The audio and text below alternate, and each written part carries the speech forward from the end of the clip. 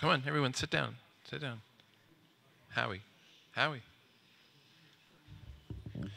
So, this isn't on your program, but since at this point we are an organization that doesn't have an endorsed candidate for governor, and there's a candidate for governor who came here to Ithaca to hang out with us for a few minutes, I said, why don't you say hello, talk about your campaign, talk about what's going on. So I'd like to introduce Howie Hawkins, who's the Green Party candidate for governor. Thank you, Arthur. I don't want to take time because I know you're behind on your schedule, but I was able to talk with most of you. I left a couple of palm cards on the back of that table right here if you want to find out more information. But, you know, I'm Plan B for those of you that were hoping Nixon would beat Cuomo. And it's me or status Cuomo, as I told a lot of you. And our slogan is demand more. We got 5% of the vote in 2014. I think Cuomo had to take that into account, and it reinforced the teach-out vote, about the same number, just under 200,000. And, you know, Cuomo wanted to run for president, roll up the vote. He actually got lower percentage in 2014 than he got in 2010. So he said, well, what are these people talking about? A ban on fracking, paid family leave, $15 minimum wage, tuition-free college. The latter two we really don't have. But that's why we don't want to be taken for granted in the fall and make the politicians come to us.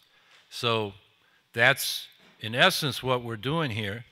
And I hope that you will give us your support. And if you're in a local group and would like us to come and speak to you, we would be more than happy to do that. And like I said, I don't want to take up time. If you give me the time, I'll take it. But you know, I think among the demands we can win this time is single-payer health care, and I'm the only candidate clearly for that. I think we get the right climate bill, the New York off bill, 100% clean energy by 2030. There was a lot of talk in the primary about the Climate and Community Protection Act. You read that bill, it says the goal is 450 parts per million carbon equivalents in the atmosphere. That's what we're trying to do. That's about 15 years out of date. James Hansen and other climate scientists will tell you that dooms us. That's why Bill McKibben started 350.org. So the New York off bill bans fossil fuel infrastructure. The CCPA does not. The CCPA basically codifies Cuomo's bill, which is 50% clean electricity by 2030. It doesn't say anything about agriculture, transportation, or buildings, which is the rest of the carbon footprint. Power is 28%. You cut it in half, that's 14%. But then you let the CPV plant, the Competitive Power Ventures plant, go forward, built with bribes to Joe Prococo. That adds 10% back. It's not a serious climate action plan. The New York off bill, and I'm hoping one of my goals in this campaign is to get us to focus on that with the same laser focus we had for the ban on fracking 4 years ago. So then we get a big vote, and then we can go to the legislature. That bill was written with the help of Greens like Mark Dunley, our comptroller candidate. And I think the only reason the legislature, enough of those legislators were willing to work with us is that 5% of the vote. And I'd like to get more. I mean, I did propose this week to the Working Families Party, I will go to my party and change our rule about no fusion for this election if you cross-endorse us. And I think that would electrify progressives, would make them excited. I think they'd get more vote on their line with our ticket than Cuomo. We'll see what happens. But anyway, I want to wrap up, but I don't see anybody coming to take the mic, so I can keep talking. Okay. All right, here comes somebody. So thanks for the opportunity, and it was nice talking to you. I have to get to Binghamton by 3, and then on to, and you know how it is when you run these campaigns. They just came from New York, but somebody sent me the Facebook post about this. I said, oh, I want to talk to these folks, so thank you.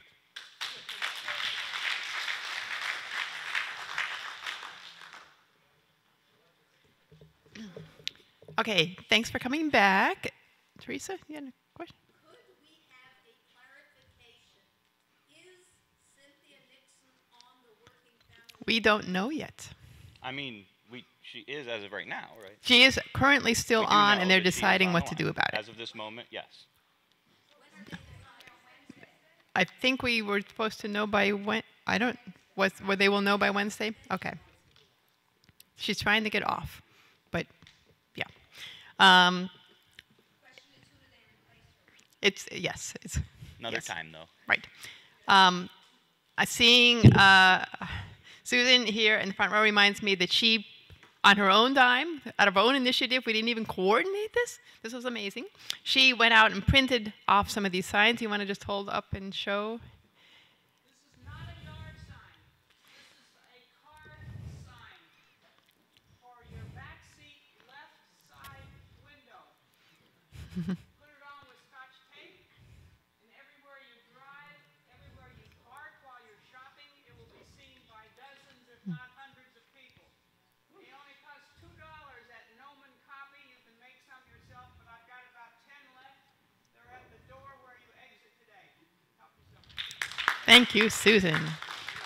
That's the old grassroots, just take it by the bull by the horns and just do it.